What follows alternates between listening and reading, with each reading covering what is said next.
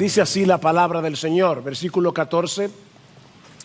Pues vosotros, hermanos, vinisteis a ser imitadores de las iglesias de Dios en Cristo Jesús que están en Judea, porque también vosotros padecisteis los mismos sufrimientos a manos de vuestros propios compatriotas, tal como ellos padecieron a mano de los judíos, los cuales mataron tanto al Señor Jesús como a los profetas, y a nosotros nos expulsaron y no agradan a Dios, sino que son contrarios a todos los hombres, impidiéndonos hablar a los gentiles para que se salven, con el resultado de que siempre llenan la medida de sus pecados. Pero la ira ha venido sobre ellos hasta el extremo. Cada vez que nosotros escribimos una fecha, tenemos que reconocer el impacto de Jesús en la historia. Porque en una buena parte del planeta Tierra, el tiempo se divide en antes de Cristo y después de Cristo. Así que cada vez que tú escribes una fecha, estás obligado a recordar la importancia de Jesús. Pero no solo la historia se divide en dos, sino también toda la humanidad.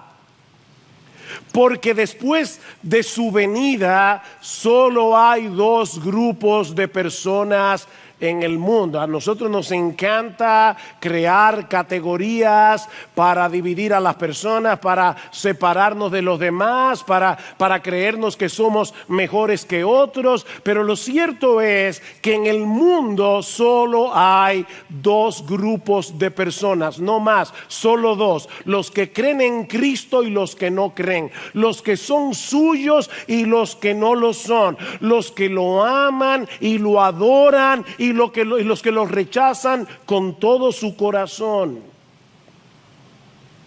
El que no es conmigo, contra mí es, dice Jesús. No se puede ser indiferente, no se puede ser neutral ante la persona de Jesús, porque óyeme bien, mi amigo que estás aquí, no hacer nada con Jesús es una declaración de guerra.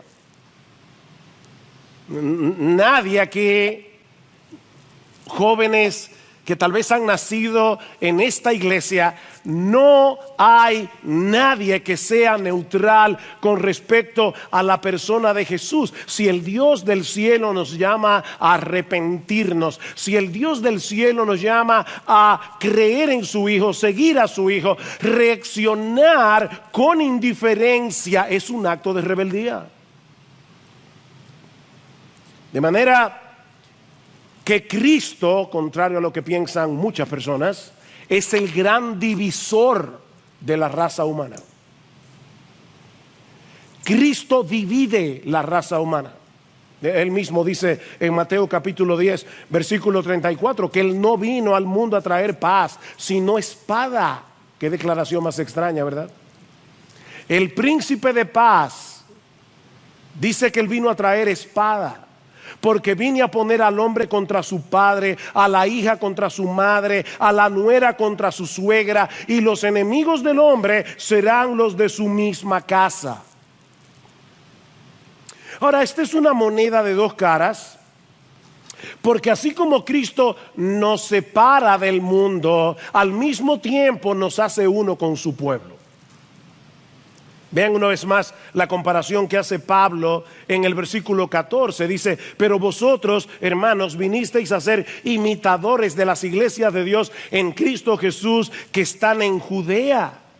La iglesia en Tesalónica estaba compuesta mayormente por gentiles, es decir, por personas que no eran judías. Las iglesias en Judea estaban compuestas prácticamente en su totalidad por personas judías, y sin embargo Pablo los describe exactamente de la misma manera. Noten el versículo 1, Pablo, del capítulo 1, Pablo, Silvano y Timoteo, a la iglesia de los tesalonicenses, en Dios Padre y en el Señor Jesucristo. ¿Se dieron cuenta la similitud? Las iglesias de Dios que están en Judea están en Cristo Jesús. Bueno, la iglesia en Tesalonicense está en Dios y Padre y en el Señor Jesucristo. En otras palabras, mis amados hermanos, la iglesia en Tesalónica, compuesta mayormente por gentiles, y las iglesias de Judea, compuesta mayormente por judíos, compartían la misma identidad. El trasfondo racial, el trasfondo cultural, el trasfondo socioeconómico no es lo que ahora nos define. Lo que nos define es el hecho de estar en Cristo. En Cristo. Y eso nos lleva, mis hermanos, a la primera enseñanza que podemos extraer de este pasaje y que no es del todo evidente en una primera lectura. Y es el hecho de que debido a nuestra unión con Cristo somos un solo pueblo que compartimos una misma identidad. Vean de nuevo otra vez el versículo 14. Vosotros, hermanos, vinisteis a ser imitadores de las iglesias de Dios en Cristo Jesús que están en Judea. Cualquier iglesia de cualquier parte del mundo puede ser descrita exactamente de la misma manera. No importa que esté en República Dominicana, no importa que esté en Estados Unidos, no importa que esté en China, es la iglesia de Dios en Cristo Jesús que está en República Dominicana, o que está en Cuba, o que está en Chile, o que está en donde sea. Tenemos la misma identidad. Ahora, hermano, para nosotros leemos este pasaje en el día de hoy, siglo XXI, y nos resulta difícil entender lo sorprendente de esta conexión que Pablo hace aquí entre las iglesias de Judea y la iglesia en Tesalónica, porque nosotros no experimentamos en el día a día la profunda división que había entre judíos y gentiles en aquellos días. ¿Recuerdan ustedes la reacción de la mujer samaritana en Juan capítulo 4 cuando Cristo le pidió que le diera de beber? Una cosa normal. Tú tienes sed, vas caminando por la calle, te encuentras con una persona bebiendo agua, es lo más normal que tú le digas, dame de beber. Esta mujer reacciona y le dice, pero ¿cómo tú, siendo judío, me pides a mí de beber, que soy mujer samaritana? Porque judíos y samaritanos no se tratan entre sí, o como dice el texto, literalmente. Los judíos y los samaritanos no usan los mismos utensilios o no beben de los mismos vasos. Para un judío era impensable beber del mismo cántaro del que había bebido un samaritano, porque para ellos esa gente era inmunda. ¿O recuerdan cuando Pedro fue a casa de Cornelio a predicarle el evangelio? Dios tuvo que mostrarle primero una visión para enseñarle a Pedro que él no debía discriminar a Cornelio por el hecho de no ser judío. Y cuando finalmente Pedro accede a ir, ¿verdad?, a la casa de Cornelio a predicarle el evangelio a él y a su familia, escuchen con atención cómo Pedro inicia su mensaje. Vosotros sabéis cuán abominable es para un varón judío juntarse o acercarse a un extranjero. Pero a mí me ha mostrado Dios, que a ningún hombre llame común o inmundo. Miren, hermanos, se necesita cierta dosis de humildad para escuchar a un predicador que nos dice de entrada: antes yo pensaba que ustedes eran personas impuras, inmundas, despreciables, abominables. Como para decirle, gracias Pedro, nos vemos después. Pero Cornelio quería oír el evangelio. Mis hermanos, esa era la perspectiva generalizada que los judíos tenían del resto del mundo. Eran perros gentiles. Hasta que Cristo derribó la pared de separación, como dice Pablo en Efesios capítulo 2, versículo 14. Todos aquellos que creen en Él son uno en Cristo. Mis hermanos, Cristo está edificando una iglesia que no toma en cuenta nuestras diferencias sociales, raciales, económicas, educacionales. Ahora tenemos, dice Pablo en Efesios capítulo 4, versículos 4 al 6, y cantamos hace un momento acerca de eso. Tenemos una misma esperanza, un solo Señor, una sola fe, un solo bautismo, un solo Dios y Padre de todos, que está sobre todos, por todos y en todos. Las cosas que nos unen en Cristo son más importantes que las que nos distinguen a unos de otros humanamente hablando. Miren, mis hermanos, nosotros tenemos más cosas trascendentales en común con un chino cristiano que con un dominicano incrédulo. Un doctor de Harvard tiene más cosas trascendentales en común con un analfabeto cristiano que con otro doctor de Harvard. Somos uno en Cristo. Y mis hermanos, eso debe producir en nosotros un fuerte apego por nuestra iglesia local y un amor sincero y genuino por la iglesia universal. La iglesia de Cristo no son estas cuatro paredes. Somos parte de algo mucho más grande. Somos uno en Cristo, por más distinto que seamos en otras cosas. Pero eso que nos une con otros creyentes es precisamente lo que nos separa del mundo. Y es lo que produce oposición y rechazo por el hecho de ser cristianos. Lo que nos lleva a la segunda enseñanza de nuestro pasaje. Ya hemos visto que debido a nuestra unión con Cristo somos un solo pueblo, que compartimos una misma identidad, pero aprendemos también que debido a nuestra identificación con Cristo somos un pueblo que compartimos la misma hostilidad. Versículo 14 de nuevo. Pues vosotros, hermanos, vinisteis a ser imitadores de las iglesias de Dios en Cristo Jesús que están en Judea. ¿En qué vinieron a ser imitadores? Porque también vosotros padecisteis los mismos sufrimientos a manos de vuestros propios compatriotas, tal como ellos padecieron a mano de los judíos. Todas las iglesias de Cristo, las verdaderas iglesias de Cristo, independientemente de la denominación, independientemente del país donde estén, nos parecemos en varias cosas.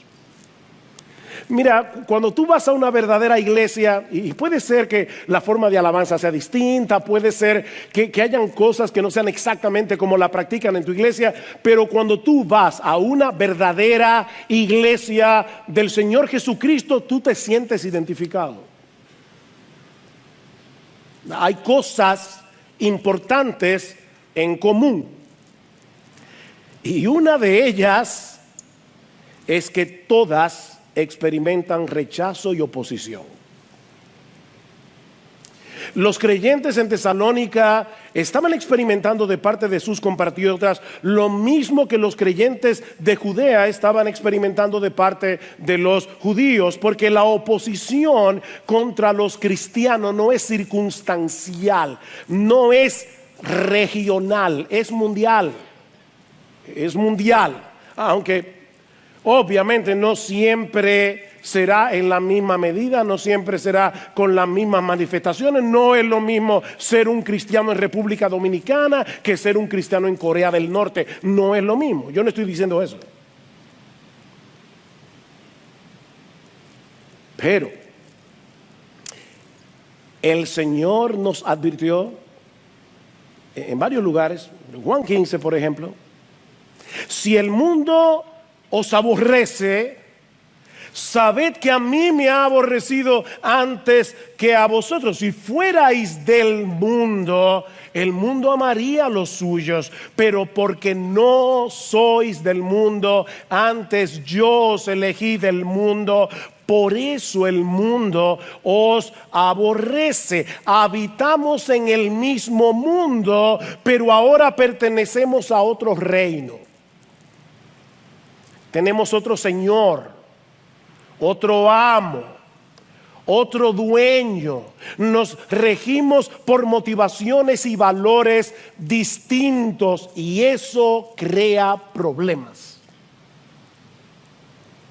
Pablo le dice a Timoteo en su segunda carta que todos, subrayen eso, todos los que quieren vivir piadosamente en Cristo Jesús padecerán persecución. Nota, mi hermano, que Pablo no dice algunos, Pablo no dice la mayoría, Pablo dice todos, todos los que quieren vivir piadosamente en Cristo Jesús padecerán persecución. La única manera en que un creyente puede evitar esa persecución es esforzándose por parecerse al mundo lo más posible.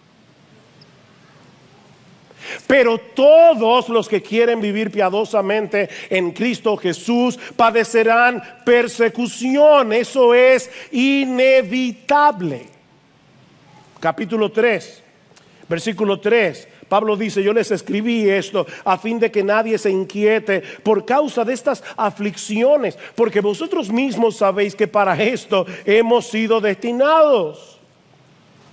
Ustedes saben eso, yo se lo dije cuando estaba allá, que vamos a ser perseguidos.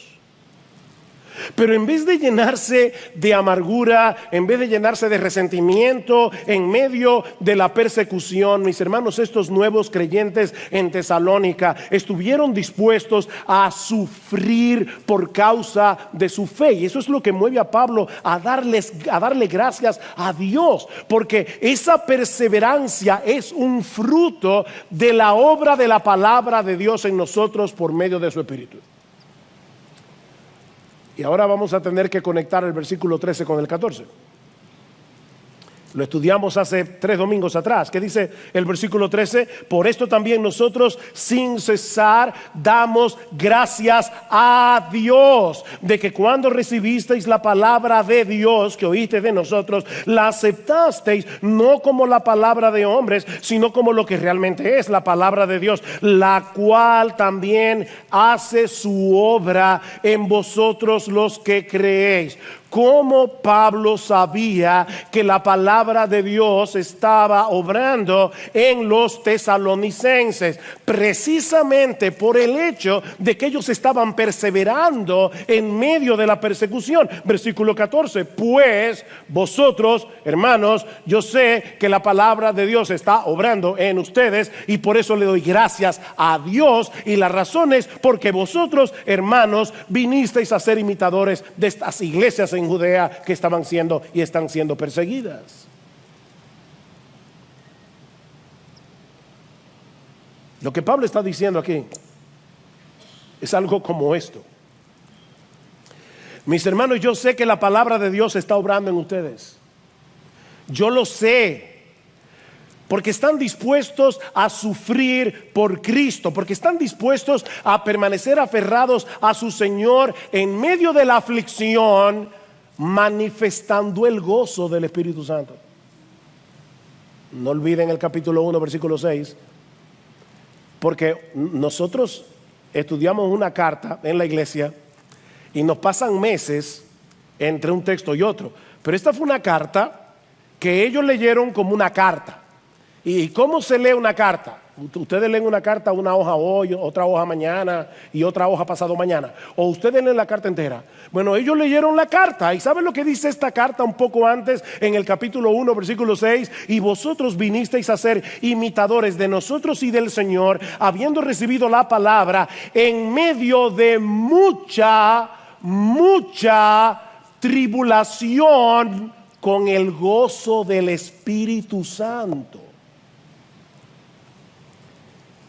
Y si estuvieron atentos a la lectura de Salvador al principio, En la segunda carta, en el capítulo 1, en el versículo 3, Pablo dice: siempre tenemos que dar gracias a Dios por vosotros, hermanos, como es justo, porque vuestra fe aumenta grandemente y el amor de cada uno de vosotros hacia los demás abunda más y más, de manera que nosotros mismos hablamos con orgullo de vosotros entre las iglesias de Dios, por vuestra perseverancia y fe en medio de todas las persecuciones y aflicciones que soportáis.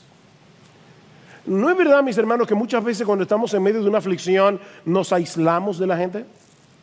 Tendemos a ser individualistas. Estos creyentes experimentaron todo lo contrario. Ellos estaban siendo perseguidos, estaban en medio de mucha aflicción. ¿Y qué estaba pasando entre ellos? Dice: el amor de cada uno de vosotros hacia los demás abunda más y más. Y Pablo dice: yo le doy gracias a Dios. Como dice Ligon Duncan, Pablo mira a estos creyentes de Tesalónica manteniendo su fe en medio de una intensa persecución, y eso despierta su gratitud hacia Dios. Te doy gracias, Señor, porque el evangelio es tan real en sus vidas que están dispuestos a sangrar por él. Y eso es solo una obra del Espíritu Santo. Eso no es natural. Miren, mis hermanos, y yo me sentí muy amonestado, honestamente, esta semana, viendo otra vez esta actitud de Pablo de dar gracias por otros. Mis hermanos, nosotros debemos tener ojos para ver la obra de Dios en las vidas de nuestros hermanos que sufren y que sufren bien, y darle gracias a Dios por lo que Él está haciendo en esos hermanos. Y miren, no tiene que ser algo tan dramático como morir en una hoguera. Hay creyentes aquí que son rechazados por sus familiares incrédulos por el mero hecho de ser cristianos, y aún así nos reniegan de su fe. Hay hermanos aquí que no han podido seguir escalando en su empresa, no pueden seguir escalando. ¿Saben por qué? Porque rehúsan comprometer su integridad. Gloria a Dios por esos creyentes. El Espíritu Santo está obrando allí. Hay algo que el Espíritu de Dios está haciendo. Hay jóvenes aquí, jóvenes que son burlados en los colegios, en las universidades, porque ellos deciden ir en contra de la corriente, porque ellos tienen pantalones como para comportarse como cristianos en medio de una generación que parece haber perdido la brújula moral.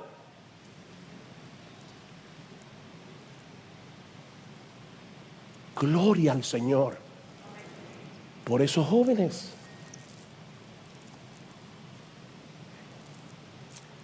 Y ni hablar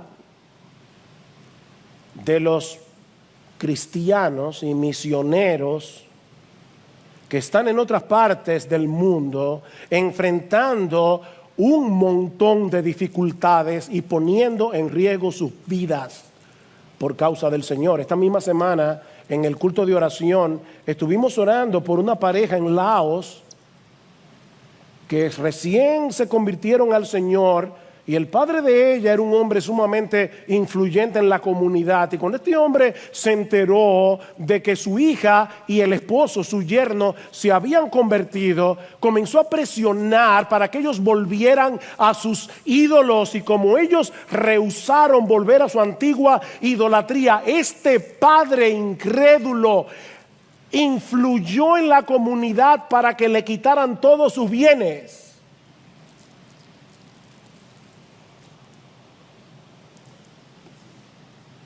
Ese es el tipo de cosas que los cristianos han estado padeciendo a lo largo de toda la historia, ¿no?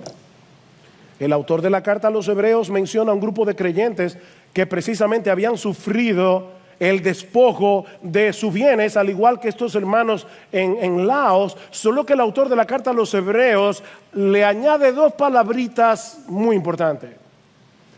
El despojo de vuestros bienes sufristeis con gozo.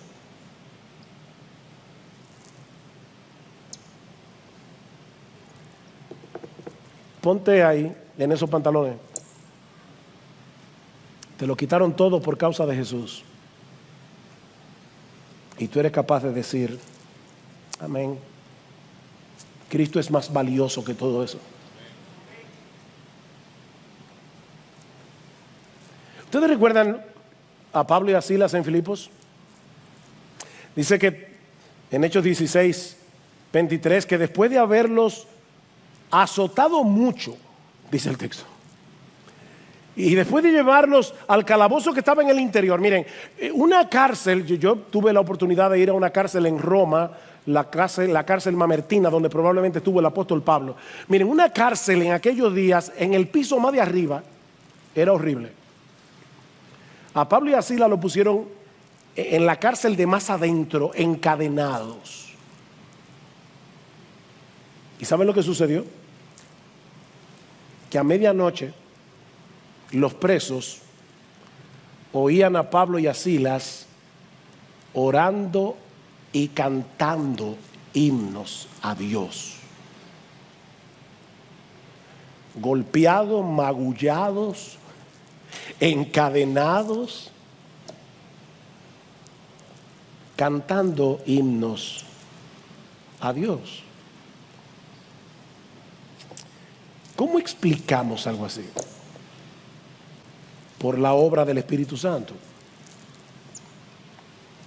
Es el Espíritu Santo el que actúa en nosotros la fe. Él es que obra la fe para esperar en las promesas de Dios reveladas en su palabra. Es el Espíritu Santo el que hace viva la palabra en nuestro corazón, dándonos certeza de que Dios nos ama, dándonos certeza de que ni una sola de sus promesas quedarán sin cumplimiento. No olviden el contexto. Pablo está dando gracias al Señor porque cuando ustedes recibieron la palabra de Dios que oíste de nosotros, la recibisteis no como palabra de hombres, sino como lo que es en verdad la palabra de Dios. De manera que cuando estos hermanos oían, el Señor es mi pastor, nada me faltará, en lugares de delicados pastos me hará descansar, ellos sabían, esa es la palabra de Dios, porque a los que aman a Dios todas las cosas les ayudan a bien. Esto es palabra de Dios. Y el Espíritu Santo está allí recordándonos y obrando en el corazón y diciéndote, hijo mío, esta es palabra de Dios, palabra de Dios. Estas no son promesas vacías, esto no es sopa de pollo para el alma, no. Esto es palabra de Dios.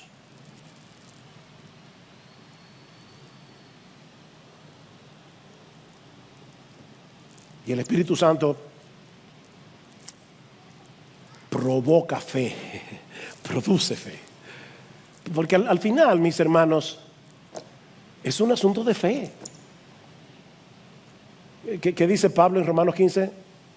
Y el Dios de la esperanza os llene de todo gozo y paz en el creer, para que abundéis en esperanza por el poder del Espíritu Santo. Solamente el Espíritu Santo puede hacerme abundar en esperanza, al aumentar mi fe en lo que Él mismo reveló en la palabra.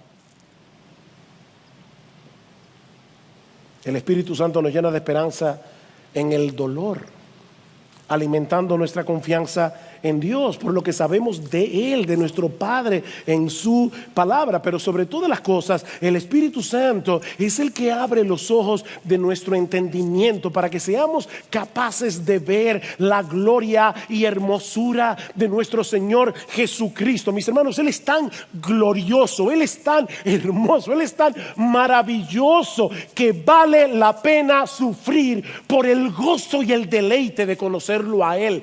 Vale la pena. Y eso lo hace el Espíritu Santo.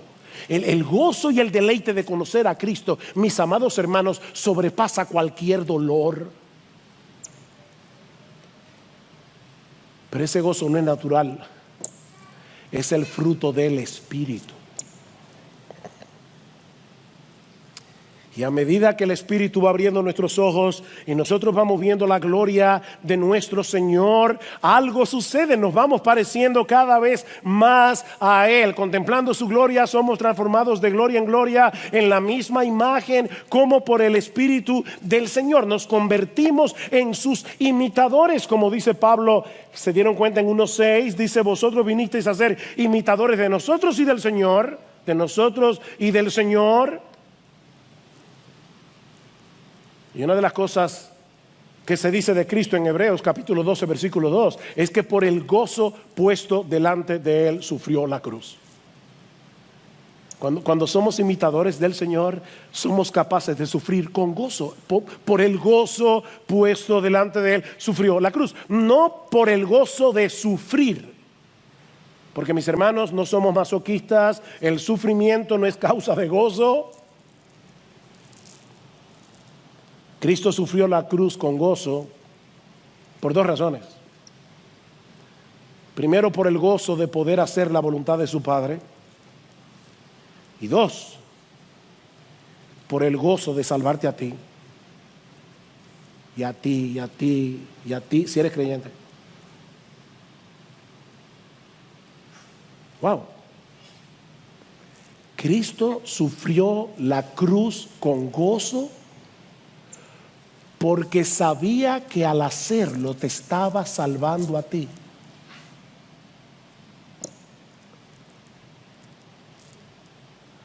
Así que al reaccionar de este modo, en medio de su aflicción, estos creyentes en Tesalónica estaban imitando a los misioneros que les llevaron el Evangelio, estaban imitando a los hermanos de Judea, y todos a su vez estaban imitando a Jesús, al que tú y yo también tenemos que imitar, en ese sentido. Bueno, en todo sentido. Pero ahora Pablo quiere hacerles ver el porqué de ese sufrimiento. Mis hermanos, ¿qué es lo que está detrás de esa persecución, de ese rechazo, de esa oposición del mundo hacia los cristianos? ¿Qué es lo que hay detrás? Versículo 15. Dice: ustedes están padeciendo de sus compatriotas lo mismo que ellos padecieron a mano de los judíos, los cuales mataron tanto al Señor Jesús como a los profetas, y a nosotros nos expulsaron y no agradan a Dios, sino que son contrarios a todos los hombres, impidiéndonos hablar a los gentiles para que se salven, con el resultado de que siempre llenan la medida de sus pecados.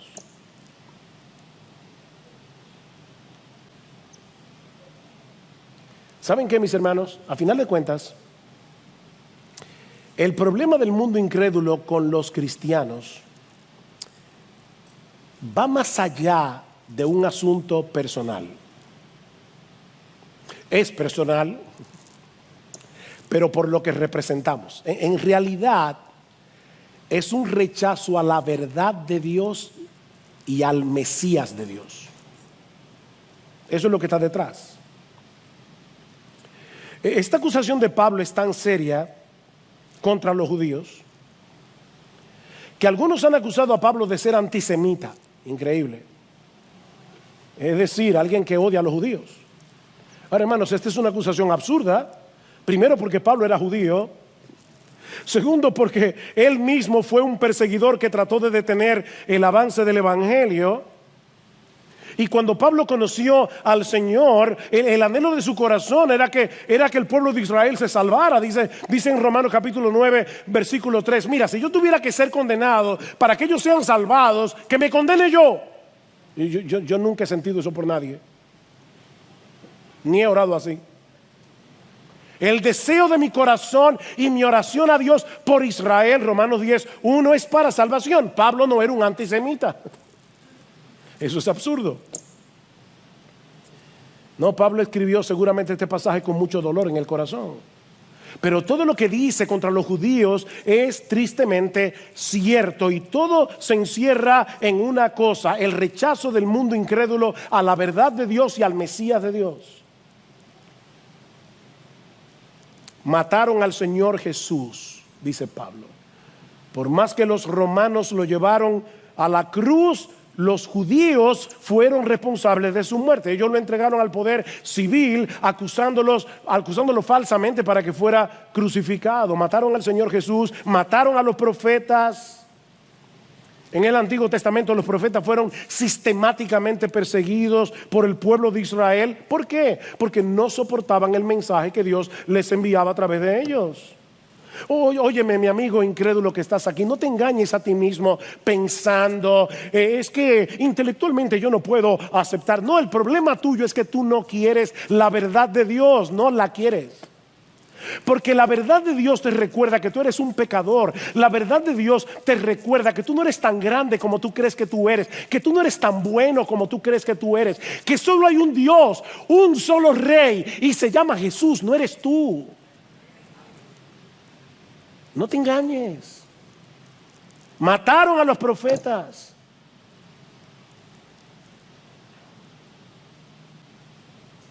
Expulsaron a los misioneros cuando le llevaron el evangelio. Dicen en Hechos 17:5 que los judíos, llenos de envidia, oigan esto, llenos de envidia, llevaron a algunos hombres malvados de la plaza pública, organizaron una turba y alborotaron la ciudad. Y es por eso que Pablo los acusa nada más y nada menos que oponerse a todos los hombres. ¿Lo vieron en el versículo 15? No agradan a Dios, sino que son contrarios a todos los hombres. ¿Saben lo que Pablo está diciendo aquí? Que son enemigos de la humanidad. Wow. ¿Saben por qué son enemigos de la humanidad? Porque están impidiendo la predicación del evangelio, que es lo único que puede salvar al pecador. Por eso dice en el versículo 16, impidiéndonos hablar a los gentiles para que se salven. Impidiéndonos hablar a los gentiles. Miren, mis hermanos, no hay un pecado más odioso a los ojos de Dios que tratar de frenar el avance del evangelio. ¿Sabéis por qué? Porque la mayor necesidad de cualquier hombre es reconciliarse con Dios por medio de la persona y la obra de nuestro Señor Jesucristo. Eso es lo más odioso a los ojos de Dios.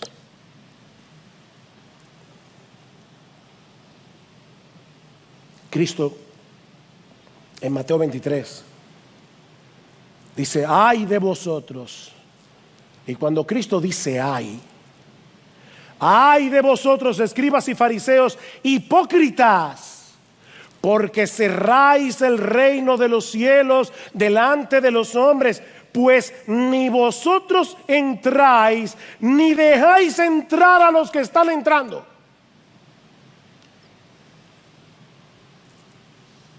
Wow.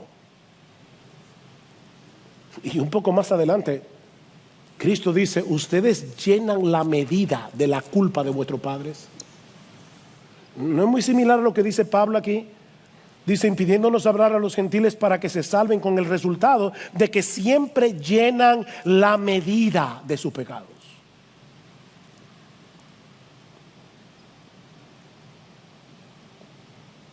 Su pecado ha llegado al colmo, dice Pablo. A tal punto que la ira de Dios, dice él, versículo 16, ha venido sobre ellos hasta el extremo. Y Pablo puede estarse refiriendo a lo que el mismo Jesús dijo en la parábola de los labradores malvados en Mateo 21, que el reino de los cielos iba a ser quitado de la nación de Israel como nación y le iba a ser dado a los gentiles, que iban a producir los frutos que ellos no pudieron producir. Ahora la iglesia es el nuevo Israel, compuesta por judíos y gentiles creyentes que proclamamos el mensaje que la nación de Israel recibió a través de sus profetas sobre la obra, la persona de nuestro Señor Jesucristo. Y eso es precisamente lo que el mundo quiere frenar a toda costa.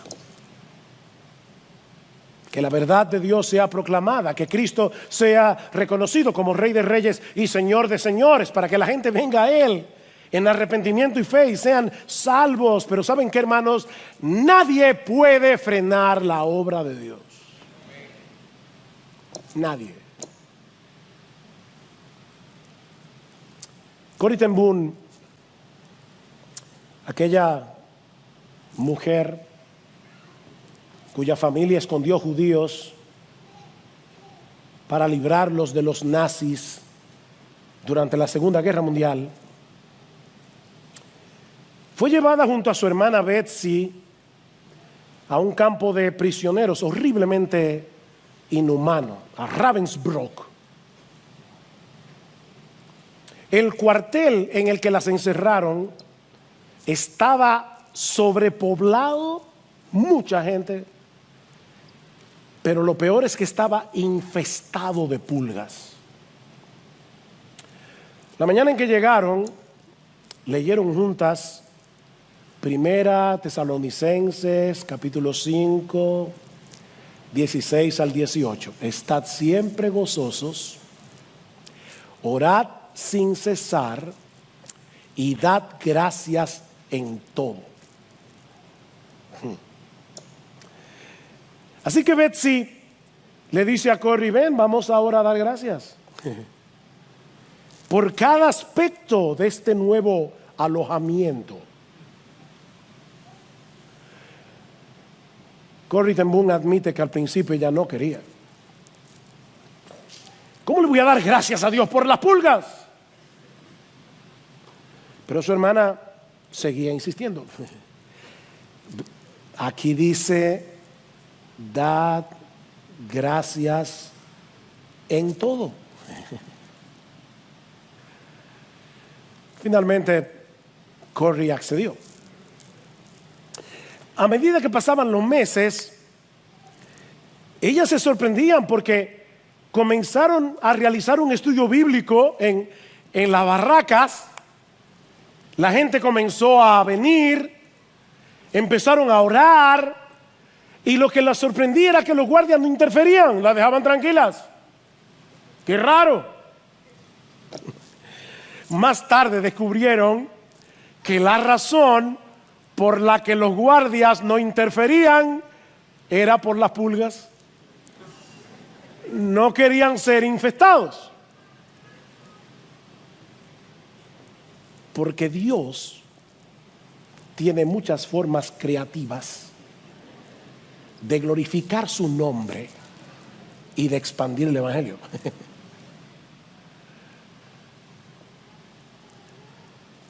Nadie puede frenar el evangelio. Nadie. Y miren, aunque este es un pasaje muy duro, si lo vemos desde otra perspectiva también es muy esperanzador. Mis hermanos, el hombre que escribió estas palabras un día estuvo del otro lado de la verja. No lo olviden. De Saulo de Tarso se dice en Hechos capítulo 9, versículo 1, que respiraba amenazas y muerte. Entonces puede imaginar eso, una persona que respira amenazas y muerte contra los discípulos del Señor. Y en el capítulo anterior dice que hacía estragos en la iglesia, y más adelante, dando su propio testimonio, Pablo dice que él llegó a creer que era su deber delante de Dios hacer muchos males en contra del nombre de Jesús de Nazaret. No solo encerré en cárceles a muchos de los santos, sino también cuando eran condenados a muerte, yo daba mi voto contra ellos, y castigándolos con frecuencia en todas las sinagogas, procuraba obligarlos a blasfemar. Pablo estaba allí diciendo: maldice a Cristo, maldice a Cristo. El hombre que escribió Primera Tesalonicenses.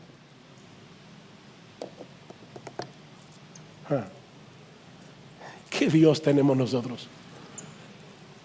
Pablo odiaba a Cristo y a los cristianos con cada fibra de su ser. Pero mis hermanos, no existe un ser humano en el mundo que pueda oponerse al llamado eficaz del Espíritu Santo. No lo hay. La gracia de nuestro Dios es todopoderosa y vence cualquier obstinación.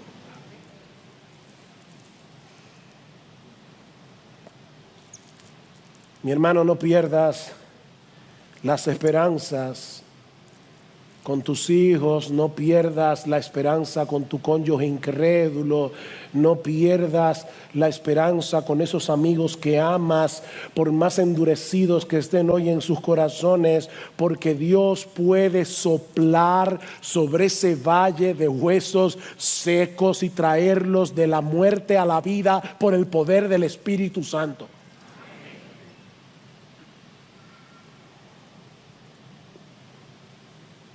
Y no tienes que irte muy lejos para ver un ejemplo de ese poder en acción. Mírate en el espejo.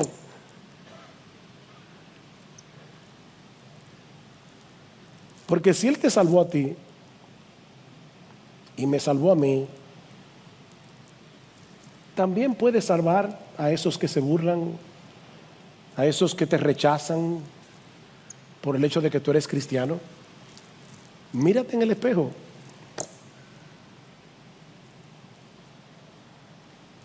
Ahora, no olvides que ese Dios que salva lo hace a través de la predicación del Evangelio.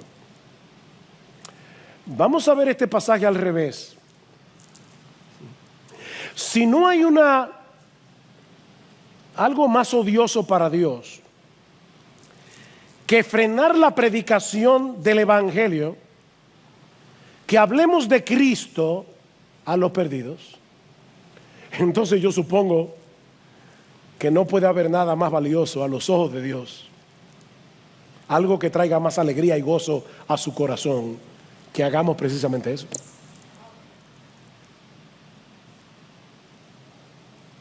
La mayor necesidad del incrédulo es reconciliarse con Dios, aunque en este momento él no lo sepa.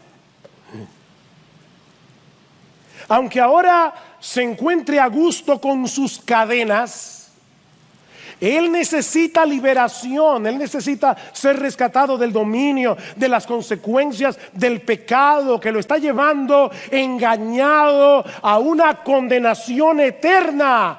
Y mis hermanos, ellos solos podrán ser salvos si tienen un encuentro con Cristo por medio de la predicación de su evangelio. Ese es el instrumento poderoso que usa Dios para salvar a los perdidos.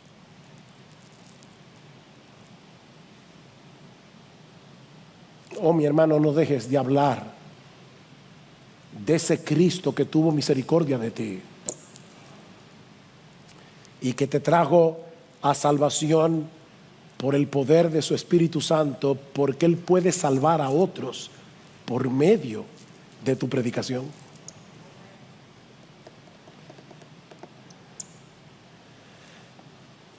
No puedo evitar recordar en la universidad, yo tenía dos personas en la universidad, dos amigas de carrera, porque déjame decirte algo,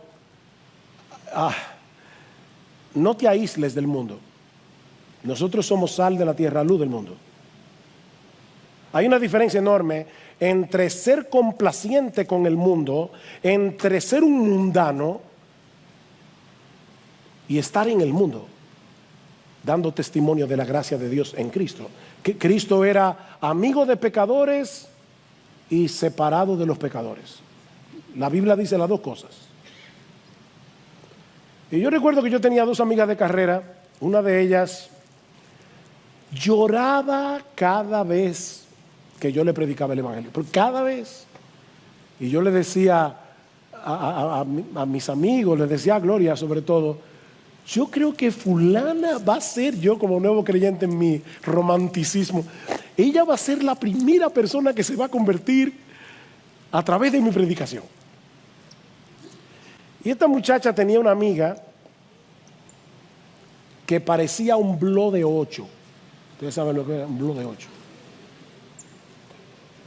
Y yo siempre pensaba, fulana se va a convertir, pero esta otra es tan dura. Final de la historia. Esta fulana todavía es incrédula y el blog de 8 ya partió para estar con el Señor. Es nuestra querida hermana Ica, que de repente un día me dijo, mira, llévame a un estudio bíblico.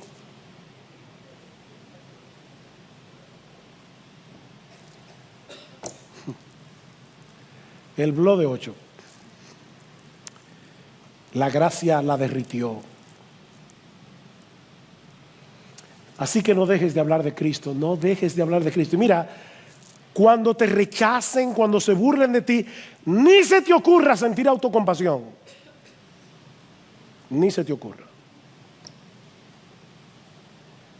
Mira en esa burla el reflejo de tu propia dureza cuando tú no eras cristiano. Y por el poder del Espíritu, regocíjate en la obra que Cristo hizo en ti de pura gracia para cambiar tu corazón de piedra en un corazón de carne. ¿Qué dice Pedro? Amados, no os sorprendáis del fuego de la prueba que os ha sobrevenido, como si alguna cosa extraña os aconteciese, sino gozaos por cuanto sois participantes de los padecimientos de Cristo, para que también en la revelación de su gloria os gocéis con gran alegría. Si sois vituperados por el nombre de Cristo, sois bienaventurados, porque el glorioso Espíritu de Dios reposa sobre vosotros. Es precisamente en ese momento que el Espíritu Santo viene con poder a animarte, a fortalecerte, a fortalecer tu fe, a recordarte la palabra, a recordarte que Dios te ama, a recordarte sus promesas. Bienaventurados sois.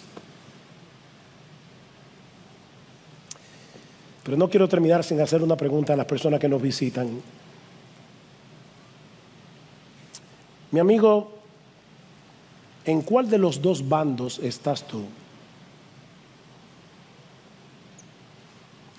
¿A cuál de los dos reinos tú perteneces? Porque si Cristo no es tu rey, tu amo, tu Señor, tú estás en el reino equivocado. Un reino que ya fue vencido hace 2000 años y cuyos súbditos van camino a una condenación eterna si mueren en sus pecados.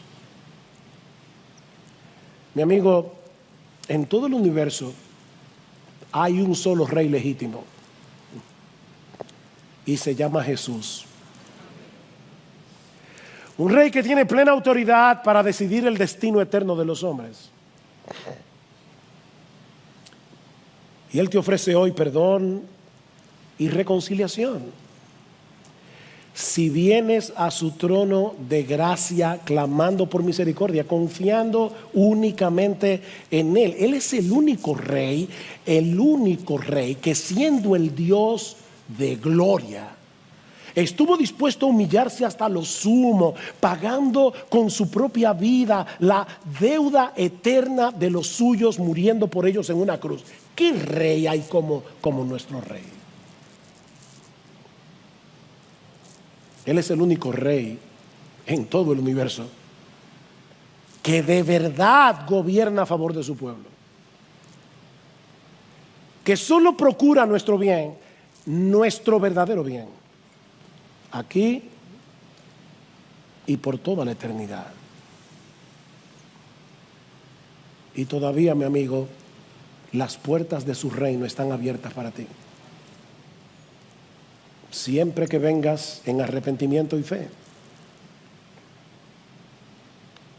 Ven, ven. Ahora, no es mañana. Ven. Deja atrás ese amo malo, cruel, que quiere arrastrarte consigo a que compartas su condenación eterna en el infierno. Es que no te das cuenta que te están engañando. Por favor, ven. Acógete por fe a la misericordia del Señor. Acógete al perdón que el Rey de Reyes y Señor de Señores te está ofreciendo hoy de pura gracia, gratuitamente, solo por la fe.